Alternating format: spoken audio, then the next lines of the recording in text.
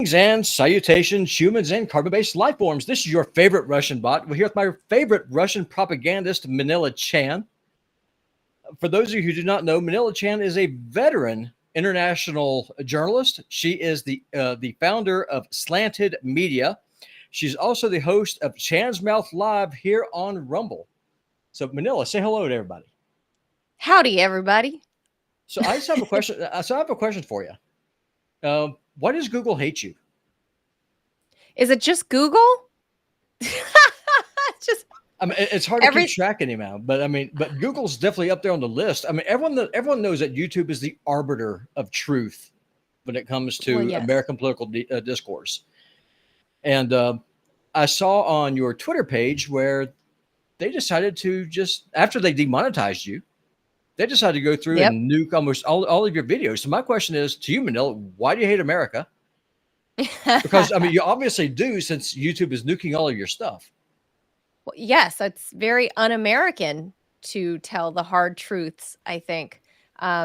Whether my stuff is attached to RT or my own independent stuff that I've posted, I don't know. I mean, I think you, obviously I have the dueling American flags here, the one that says we're in distress behind me, and then the one right side up, because I think it's a fight for the soul of this country. And part of it comes through the media, right? It comes from the media, and that's the area in which I work. And increasingly so, it was just mainstream media, but I think nowadays obviously platforms like YouTube have revolutionized how people consume the news.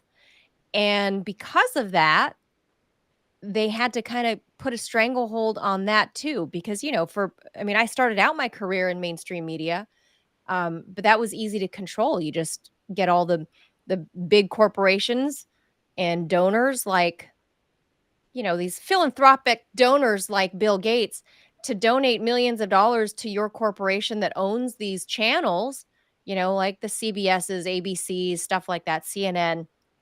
It's easy. You can control those. But then with the advent of the internet, and YouTube became a thing over the last 20 years, they realized they were losing the monopoly. So, YouTube, I would say now, is the enemy of truth. And they want to control the narratives, just like they did with terrestrial television, and then they moved over to cable TV, and now they've moved over to platforms on the internet because of just the sheer size and scale and reach of platforms like YouTube. So I think I hope someday, YouTube will have one of those, like a Twitter files moment, where we're going to see how and why they did what they did. But that's going to be years from now, just like it was for Twitter. It was a long time coming. But YouTube makes a ton of money. That's the difference. Twitter didn't make jack squat for all the years that Jack Dorsey owned it. They didn't make any money except 1 year ever in their history. YouTube is not like that. So I don't foresee any changes coming there for a long time, unless, I don't know, I don't foresee federal changes coming in to say, hey, you got to stop censoring what people say, whether it's somebody that says they're a reporter or not. But that's a whole thing about Section 230, right? Section 230 about if they're platforms or whatever. I don't think Congress is going to change that. So I don't know. I don't think it's the fact that I don't think it's that I hate America. I think it's because I love America that I criticize it and I want it to be better. And big companies like YouTube, which are owned by Google, which is owned by Alphabet, want to promote a certain narrative because it promotes empire.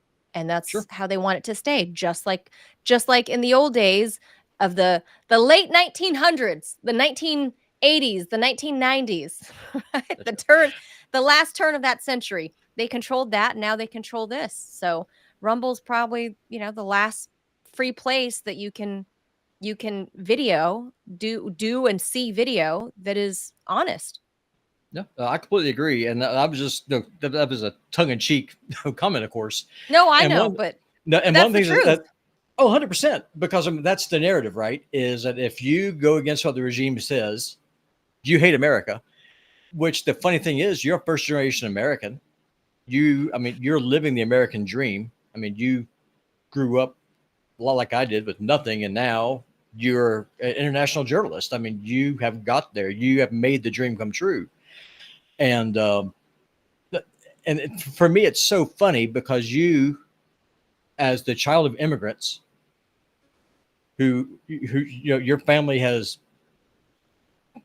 directly suffered the consequences of American foreign intervention, Yep. speak out against that kind of thing, and then the arbiters of free speech, the people who are telling us that democracy matters, it matters so much that you have to cancel democracy in order to save it, are now saying that you are the enemy of America. So, Right. my question is why are you a self-hating Asian? I mean, because you should be a card-carrying member of the Democratic Party.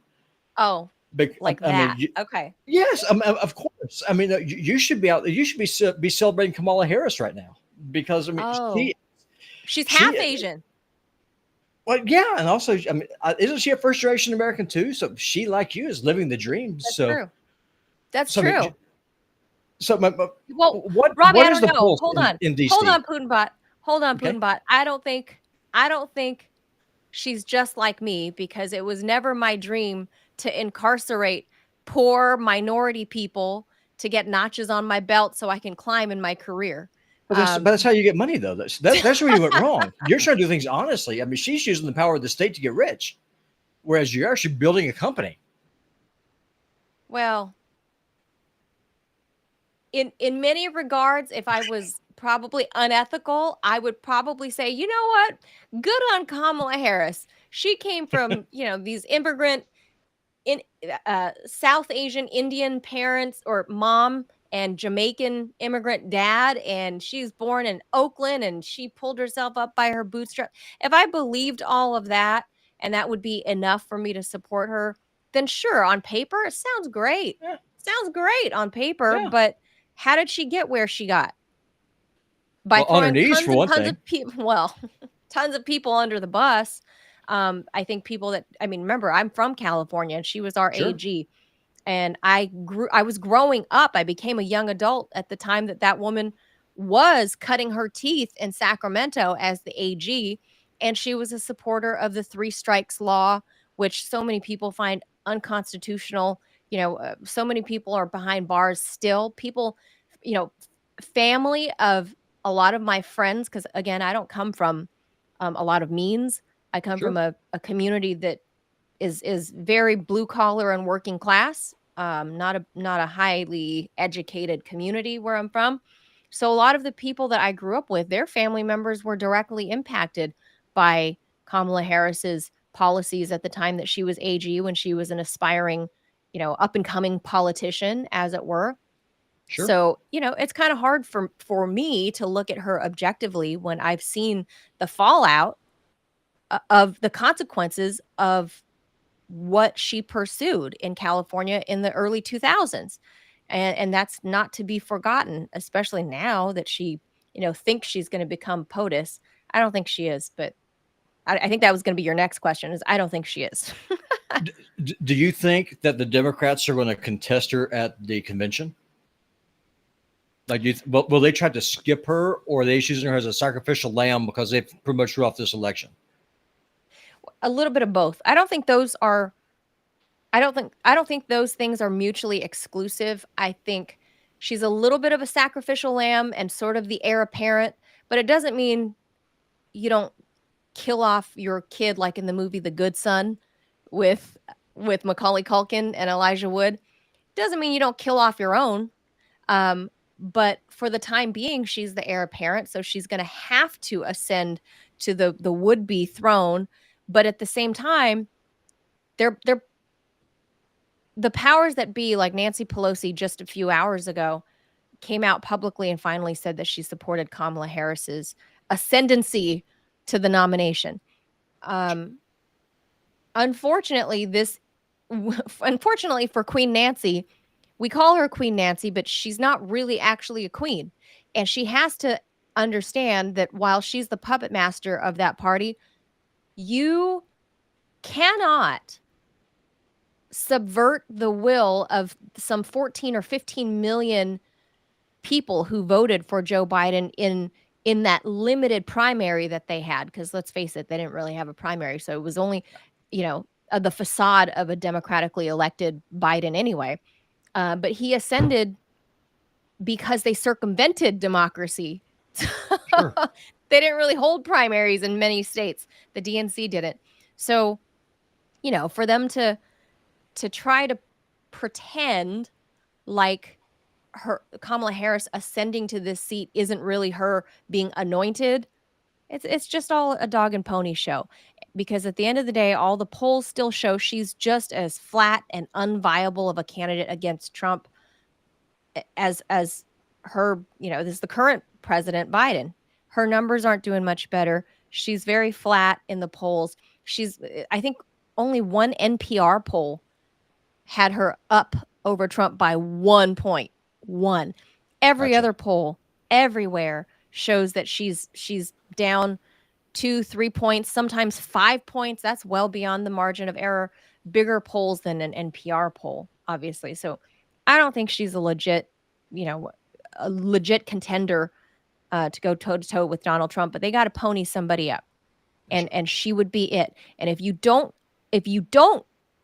have her ascend to the top of the ticket, the party that has been playing race baiting games for the past 10, 12 years, you cannot step over a half black and half Asian woman to put some white dude like Gavin Newsom at the top of the ticket. That ain't going to work. Because then you're eating crow. So every which way they painted themselves into a corner, they have no choice but to lay in this bed with Kamala Harris. There's no choice.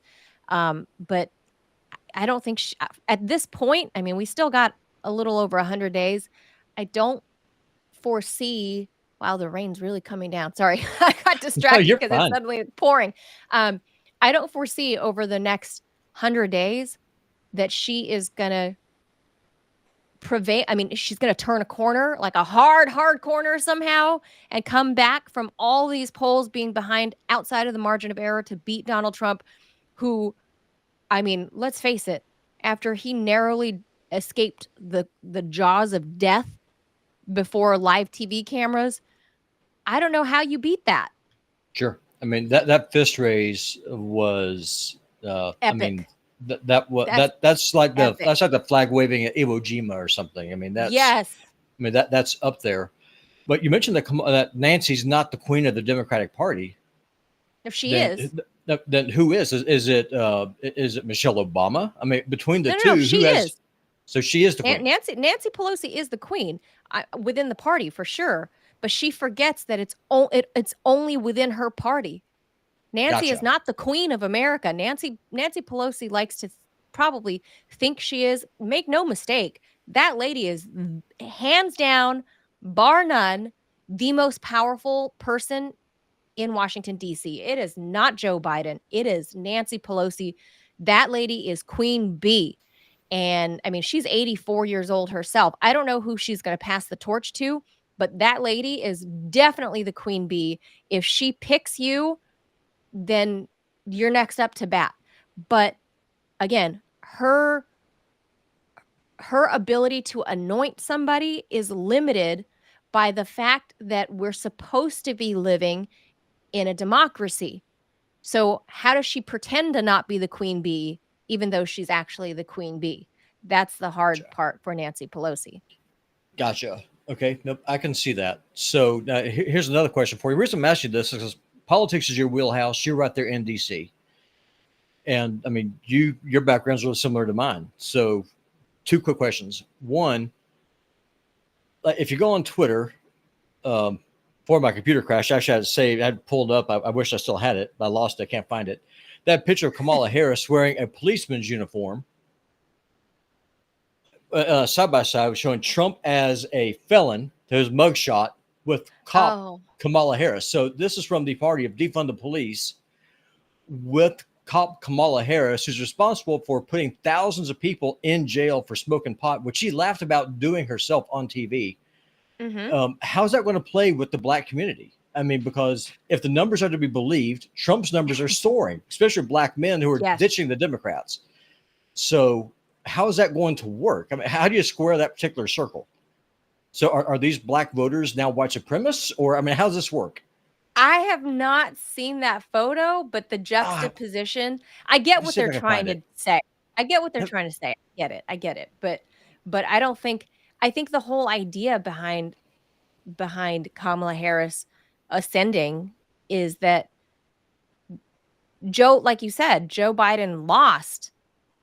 I think the last I checked, it was somewhere between, some polls said 7%, some said 9%, some as high as 13% that he was losing the black vote more broadly, and the majority of that was black males.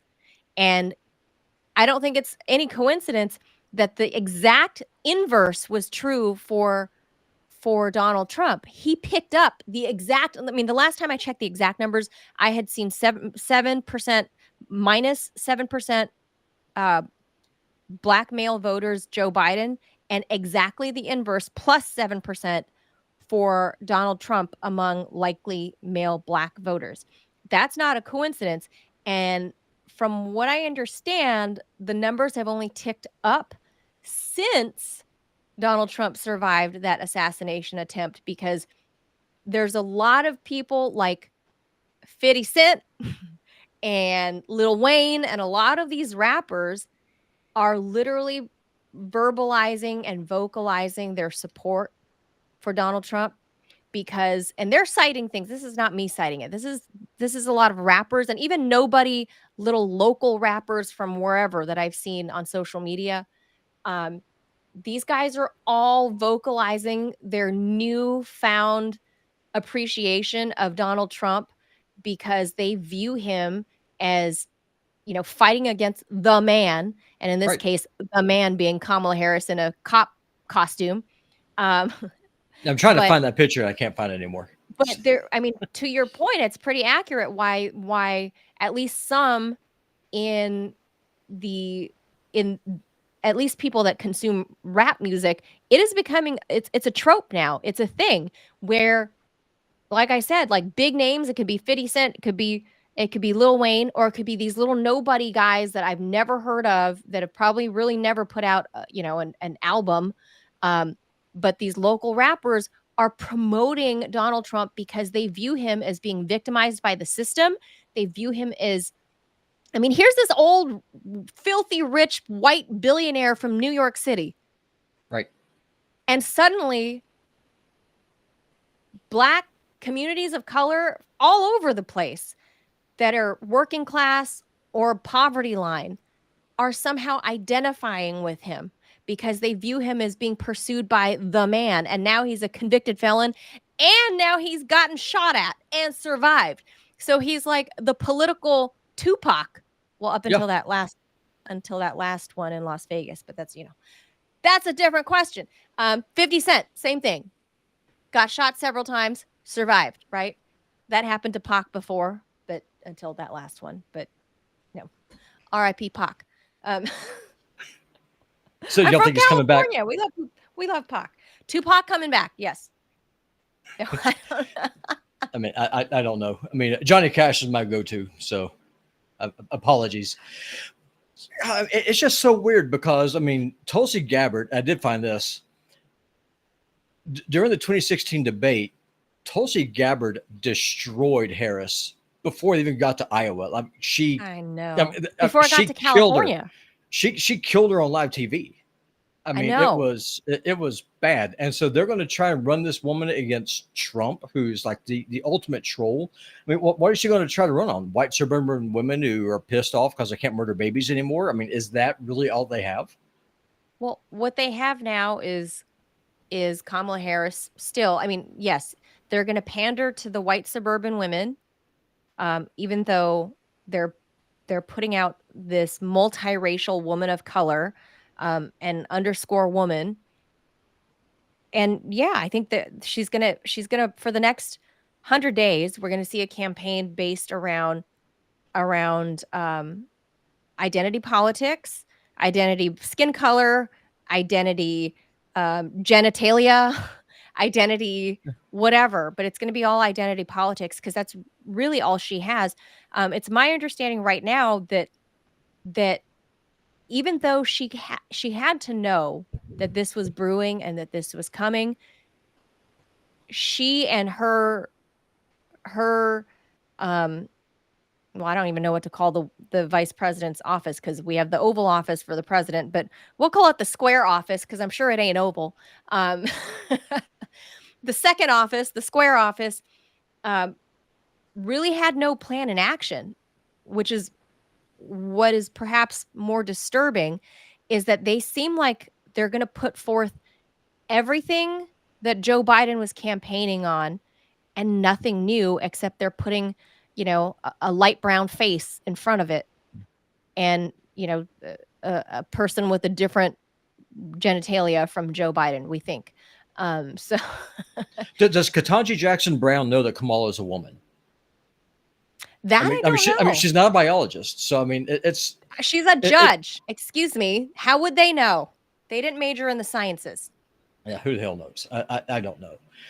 So if Trump does win, do you think that the grifter in chief, the janitor himself, Zelensky, will his grift finally come to an end, or do you think Trump will keep on caving to the neocons and Republicans and keep funding this dude? If they do, we'll at least give him a suit. Oh, will they give Zelensky a suit?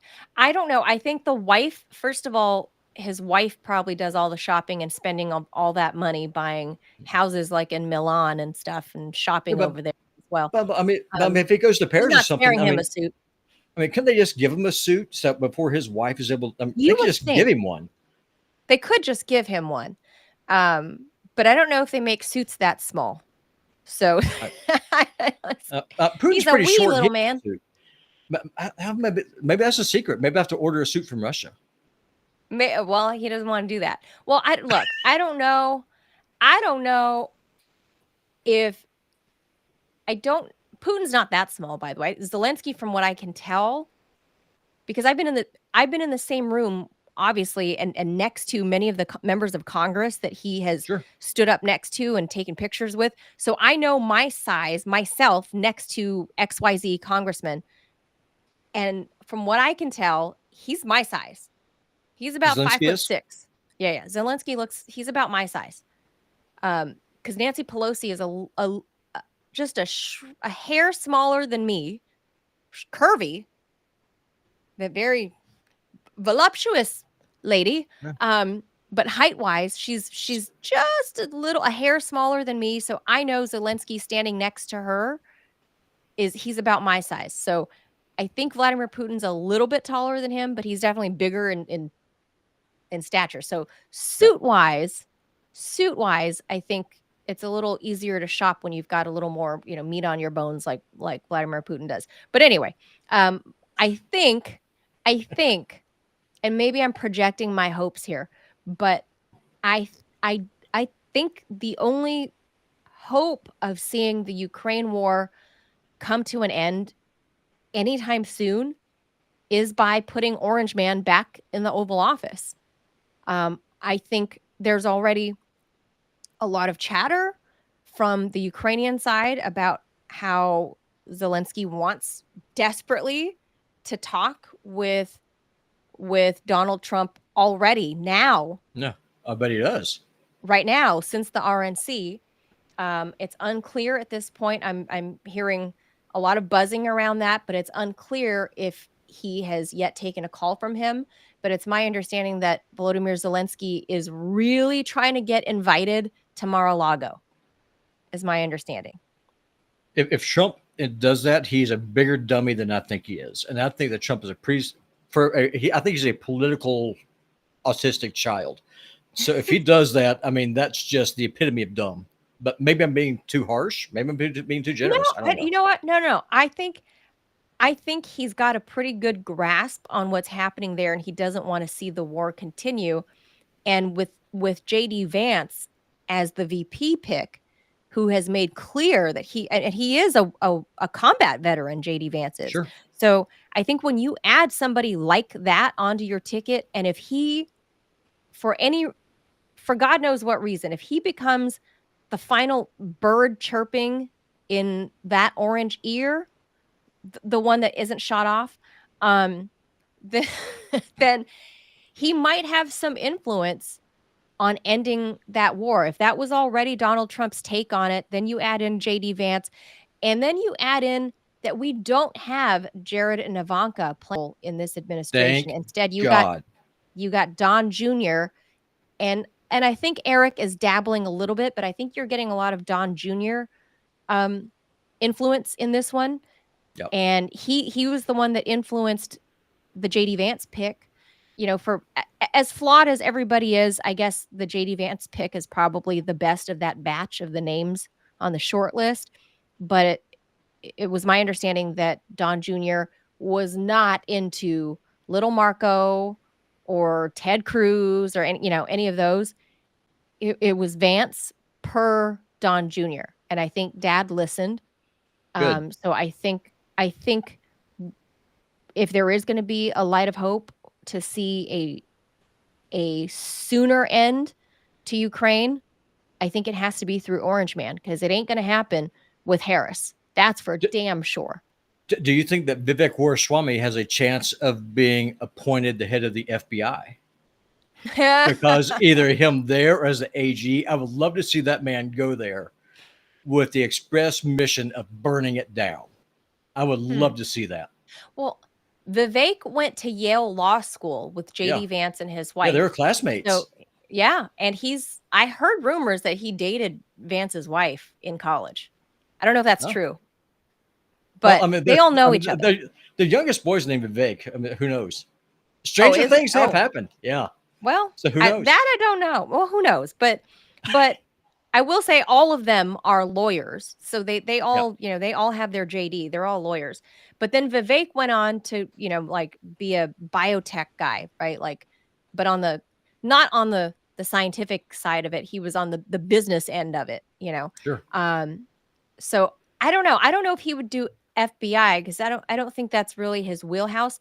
I would like to see if Vivek was going to be offered any seat anywhere in a Trump administration.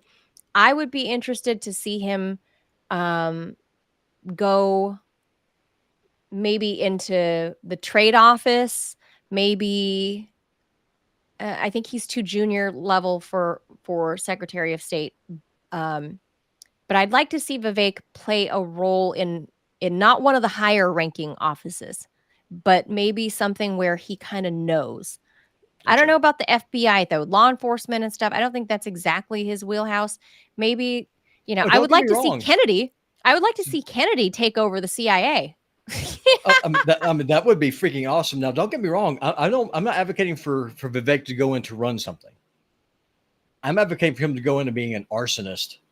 And destroy something down. Yes. Yes. If I vote for Trump this time, because here's the problem with the Trump administration in the first term. The Trump organization had no organization. Mm-hmm. And Trump was his own worst enemy because he appointed everyone who hated him. Yes. And they worked tirelessly to make his first term a complete and colossal failure. Because let's be honest, it was. Candidate Trump was awesome. President Trump sucked. In my humble opinion, he was Obama's third term. That's how I'm going to take it.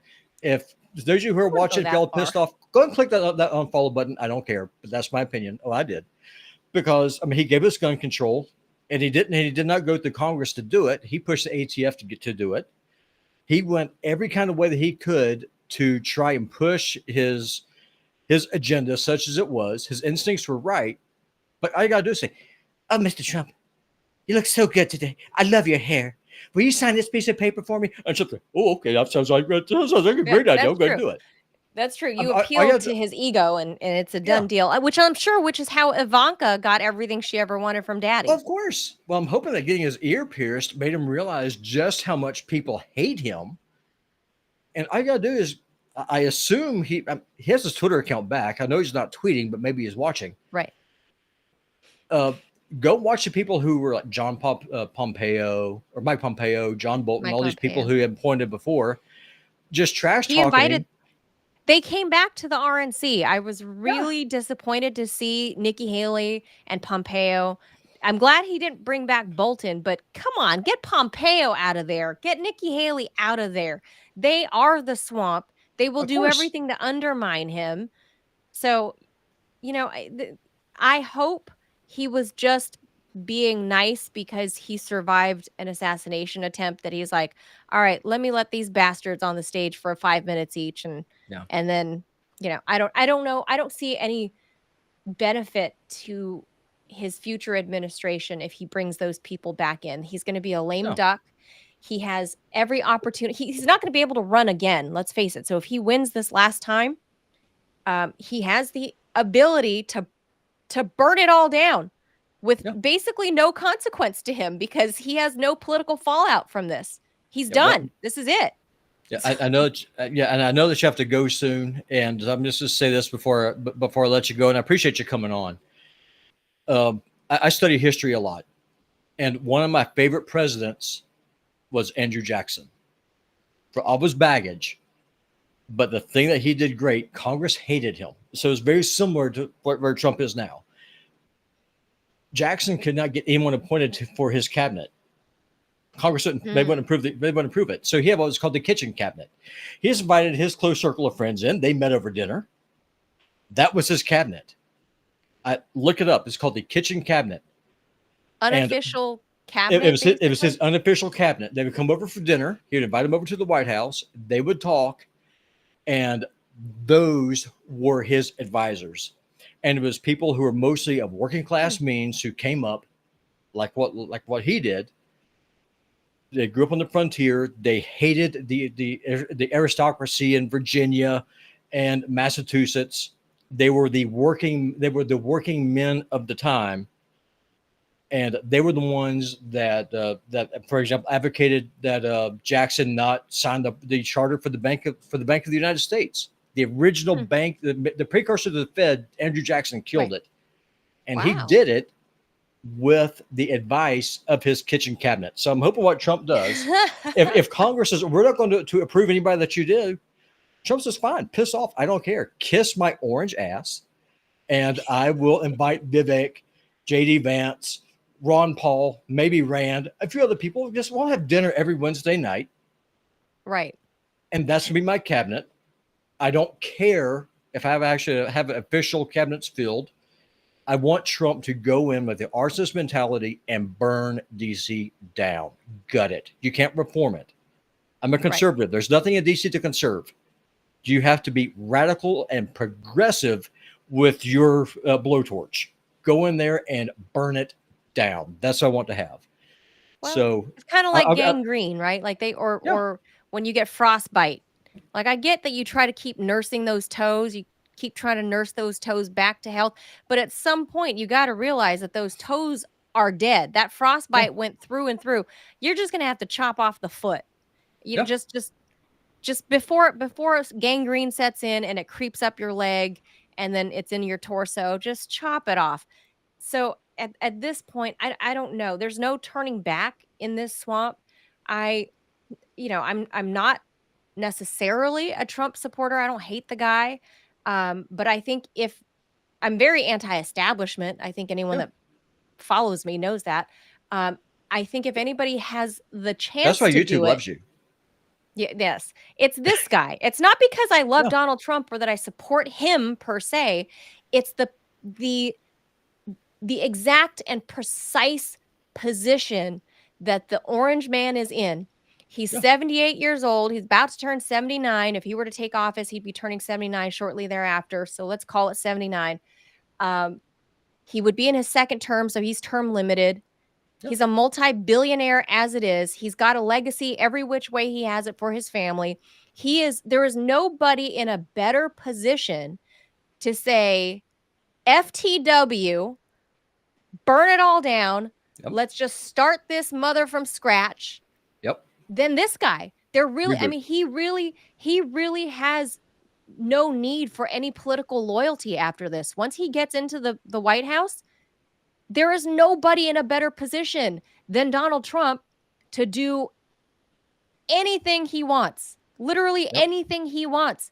And I think that's what a lot of his supporters, the people that are diehard Trumpers, Mhm. I think that's what they want to see from him. So I want to see. And I hope he doesn't cave like he did the first time. But again, I get it. When you're brand new DC, and I've watched it time and time again when I was posted to, Capitol Hill as a congressional correspondent. Um, when you're brand new to DC, you kind of have to shut up for a little bit and lean on the advice of the more senior people that have been around, because it really is a murky ass swamp. And but once you get your sea legs under you, you really got to forge your own way. And Trump didn't do that all through all those 4 years. He got deeper and deeper pulled into the swamp by the likes of like John Bolton and Mike Yeah. Pompeo. He just got sucked into the vortex of the swamp. So I hope, if there's any chance of anybody just burning it all down and starting it over, it would be this guy, the billionaire, term limited, 2-time president. Like, there's nobody in a better position than this guy. I'm not going to hold my breath, but if, I'm just pointing out that if anybody had the ability and to be in the position to do it, it's that guy. It's Orange Man. Nope. There's really no other hope, because if you get Kamala Harris, you're going to get another 4 years of Joe Biden and the 16th year of Barack Obama. Yep. Like, you're just going to get all of that too. And, it's done with a slightly browner face. Maybe, get somebody with a different genitalia, a member down there, or lack thereof. But really, Internal plumbing, right? That's right. You're going to get the 12th and 16th year of Barack Obama. Nothing is going to change, and not a whole lot changing from the Clinton era either. So, I mean, Hillary was a big part of Barack Obama's administration and the foreign policy that we see in place. None of it has changed in the course of 16 years. None of it, foreign policy wise. Go look at the platform of what Hillary Clinton had in store for the State Department, and then John Kerry, and nothing has changed in 16, 20 years. Nothing has changed. If anybody's in the position to do it, to not give a F, it's Orange Man. Love him or hate him, you can't deny that Orange Man is the only one that's in the actual position to say, F you all, I'm doing what I want. Nobody else is in that position. Nope. I hear you. I mean, I kept you a little bit over. I really do appreciate you giving me the extra time. Well, I'm glad. I appreciate being your first live guest. What an honor. Well, I'm glad to have you here. I'm going to try and do this podcast twice a week, and so we'll just see how it goes. I want to see you talk to a lot of people, because I think for people that disregard folks from the South, which you are, in case people can't tell by hearing your accent, but then you live in what's considered flyover country. I think it's important for them to see that people like you are not idiots, and that you guys actually are smart people. And just because you're not the left or right coast latte liberal types that went to Harvard or Yale or whatever, or Stanford, that you can go toe to toe with a lot of these so-called intellectual elites that are out here on the coasts. So I hope you can. Well, that's the idea. And one of the things, and I'll leave you with this, is I know that a lot of times, like for example, Pierce Morgan, he had this milquetoast Republican on, and he kept going after him about Ukraine. Why is it that you want to give Putin to Ukraine? Why is it that you want to give Ukraine a win, or give Russia the win over Ukraine? And this little Republican just kept going on, just, well, I'm not opposed to helping Ukraine, but I just don't see a way out. And I was just looking at the screen, just like, take a look at the debt clock. We can't afford it. Get a side-by-side video of Kiev and Los Angeles. Which city's doing better right now? If the answer is Kiev, and it is, by the way, We don't need to be giving them hundreds of billions of dollars. Get the hell out. Close the borders. Take care of the immigration problem one way or the other, and just end it. And why are we still in NATO? Just get out of it. To hell with it. Leave. Yeah, why are we paying to be the bodyguard for Europe? Isn't that weird? Shouldn't they be paying us if that's what they want? I mean, yeah. I mean, I'm over it. I'm serious. Orange Man, put the reset button. Or Orange Man is. I know it sounds like it's a ringing endorsement of Orange Man right now, but if people could just take their emotions out of this and just think about what I said, you've got a final term, a term limited guy that's damn near 80 years old, who's a multi-billionaire, who doesn't need to kiss anybody's ass after this. Once he gets in, he does not need to play nice. But if you pick anybody else, any other name, Gavin Newsom, Gretchen Whitmer, you pick anybody from the Republicans, even J.D. Vance, if he were to ascend to presidency, you're not going to get the ability to say, FTW, F you all, IDGAF.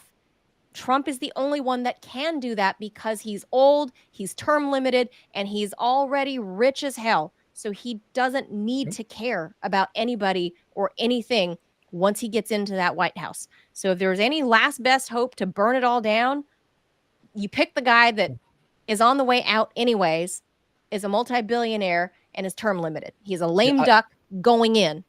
So here's the thing. What you said, it doesn't sound like an endorsement to me. What it sounds like is that you have a choice of continuing as things are or burning it down. And the last time that this option, that this is really an option, you know, as you know, I study history a lot. People who are watching probably don't know that. In 475, when the Roman Empire in the West finally fell, when the Goths were at the walls of the city, the Roman citizens opened the gates, invited them in, because like we are so disgusted with our government. Come in, make Romulus go away. We will welcome you with open arms. We are over it. The Roman citizens celebrated the destruction of their empire because the government was so corrupt and so upside down, where they crapped all over the plebs, people like me, the deplorables, and like, we're over it. Please come in. And I think that could very well be what happens if Orange Man fails again. If Orange Man fails? Yeah, if Orange Man's failed. If he goes in and if he keeps playing nice like he did last time, right? I see that happening. And that's what I see, is that if you have a huge continental nation like America is, where you don't have a majority of anything, you don't have a majority population, you don't have a majority religion, the language itself is breaking apart. Large complex countries, they fragment. That's what happens. Like when the Roman Empire fell, it literally fragmented it. It split into multiple different parts. That's what's going to happen to us. And that's what's going to happen if Orange Man just goes in and says, oh, okay, that sounds good. You just have nice hair today? Let's just keep on going. No, screw that. Burn it down. Well, if anybody is in the position, it really is only Donald Trump. I mean, it's, again, I guess, it's not a ringing endorsement, but it's kind of like my exasperated, well, you want to eat a shit sandwich, shit soup, or a shit pizza? Yeah. Well, I guess with the shit soup, you can just kind of down it. You don't have to really chew and taste it. So I want the one that goes as fast as possible. I mean, I just want to just go ahead and just get it in and get it done. Right. Just down the shit soup. You don't have to chew through the whole damn pizza. Just be done with it. But I mean, hey, our country is what, 248 years old, I believe, this past 4th of July. And isn't it, who said that empires average lifespan is 250 years. So we're coming up on that. So if Donald Trump were to win and take back the White House, then he would be the president presiding over that 250-year mark. And wouldn't that be something if he burned it all down and just had to start over?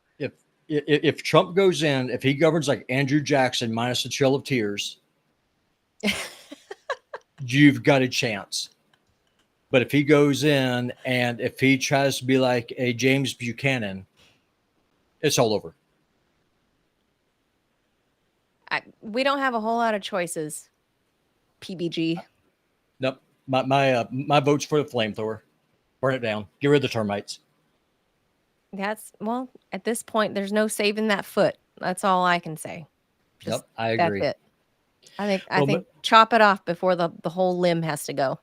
Nope, I completely agree. Manila, I appreciate you coming on. I kept you late. I appreciate you giving me the extra time. And for those of you who are watching, her link is down below. This is Manila Chan. She is a veteran international journalist. You can find her. She appears on Deep Impact with Rick Sanchez. No, Direct Impact. What did I say? Direct Impact? What did I say? Deep Impact? Deep Impact is a movie.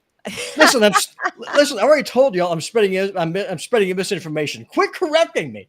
Oh, sorry. But no, yes, it's fine. Deep Impact. No, whatever. Y'all find her on RT. She's there with Rick Sanchez. She also has a weekly show here on Rumble. It's on the show notes down below. Please do me a favor. Go follow her. She is an independent journalist, and she is doing yeoman's work. She's doing it so good. YouTube not only has demonetized her, but they've nuked more than half of her channel. I've not got there yet. They've only demonetized me after only 2 weeks, mind you. But hey, I'm trying. Impressive. That's impressive. Well, hey, listen, I'm trying. I'm trying to achieve the standard that you set. You haven't pissed them off sufficiently enough, like I did. I'm trying. Hey, with a name like PutinBot, look at my name, PutinBot. Let's do it. Let's make it happen. All right, y'all. I will see y'all later. Manila, thank you again. I appreciate you. Thank you, Bot. Bye-bye. Bye. See what happens. And